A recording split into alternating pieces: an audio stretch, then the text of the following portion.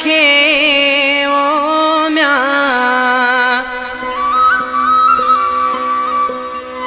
धार रही मुखा तू माराई दे पाण खे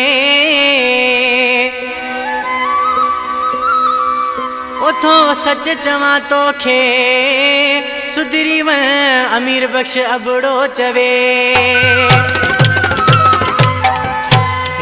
खास फरमाइशा न्याज अली अबड़ो सरदार इसा खास केली पना शाह खां गफूर खास केली टंडे आदम खां गुलाम हुसैन बुरड़ो डाडो सुमार बुरड़ो परवेज बुरड़ो गुलाम सरवर बुरड़ो रब नवाज बुरड़ो हैदराबाद खां फरमाइशा शहीद भुट्टो अगवान गुलाम मुस्तफा पालारी रेस बदर पालारी नवाज टालपुर मुझे प्यार भाई तौफीक सियाल सचल पालारी अजहर पालारी मठार जोयो हजूर बख्श पालारी मुझा भाई आहिनि तलार खां मोहम्मद बख्श चांडियो दिलबर चांडियो मनवर कोहली सूरन जो सतायल मीरपुर खास खां टंडो मोहम्मद खान खां मन ग्रुप वारन जी खास फरमाइशा टंडो आदम छॾाई दे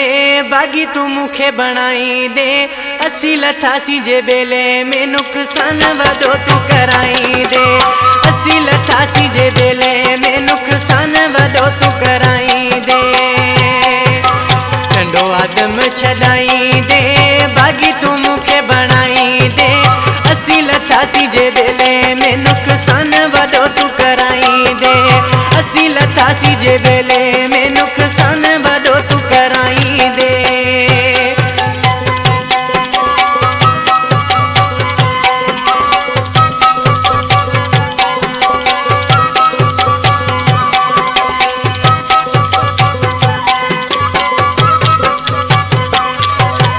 असांजो रुगो प्यार ॾिठो अथई कोन मुंहिंजो तकरार ॾिठो अथई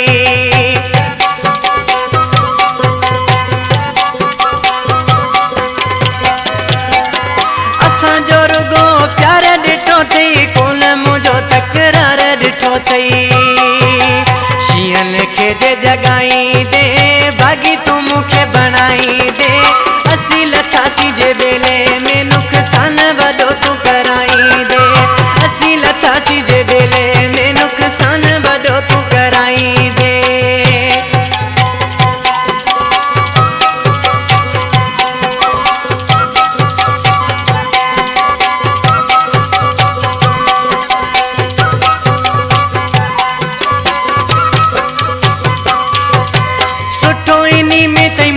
ठही वञ ज़िद पंहिंजी तां तो लही वञ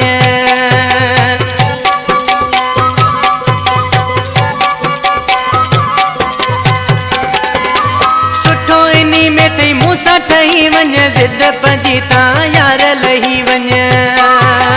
मूंसां जे न ॻाल्हाई दे बागी मूंखे बणाई दे